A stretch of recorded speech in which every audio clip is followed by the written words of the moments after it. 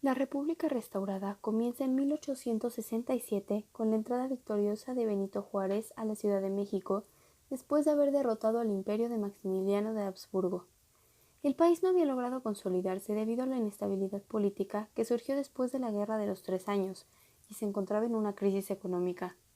Juárez propone que se convoquen elecciones en las cuales él resulta electo y empieza su presidencia con la modernización del país. Propone hacer esto mediante la introducción del capitalismo y la revolución industrial. Su objetivo principal fue recuperar la inversión extranjera. Planeó lograrlo haciendo que México se volviera un puente comercial a otros continentes y un centro turístico. Los mayores problemas que enfrentó fueron la deuda externa y las finanzas públicas en cifras rojas.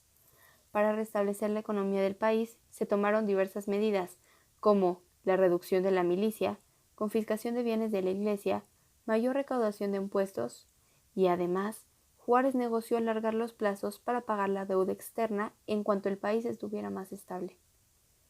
Al terminar su primer mandato presidencial, Juárez buscó la reelección en 1871, logrando ser reelegido para el periodo de 1871 a 1875.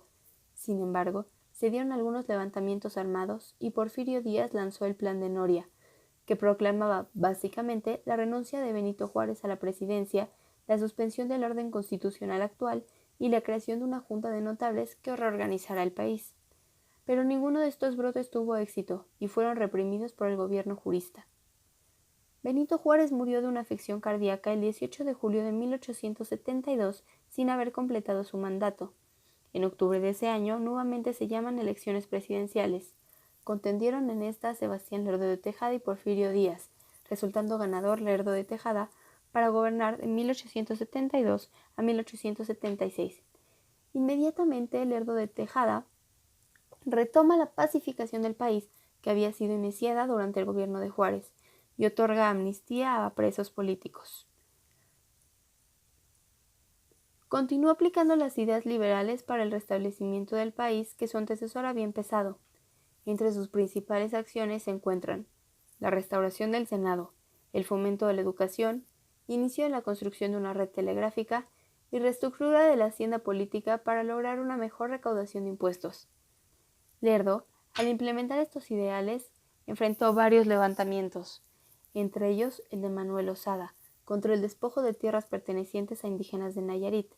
El segundo conflicto fue por separación de la Iglesia y el Estado. Este incitó a pedir su renuncia, pero la revuelta fue sofocada. Lerdo de Tejada buscó ser reelecto al final de su periodo presidencial y contendió contra Porfirio Díaz y José María Iglesias. Resulta ser ganador de las elecciones, pero Díaz, mediante el Plan de Tuxtepec, desconoció a Sebastián Lerdo de Tejada como presidente de México. El plan rechazó la reelección, criticó la alta corrupción generada alrededor del mandatario y, en cambio, reconoció la legalidad de la Constitución de 1857 y las leyes de reforma.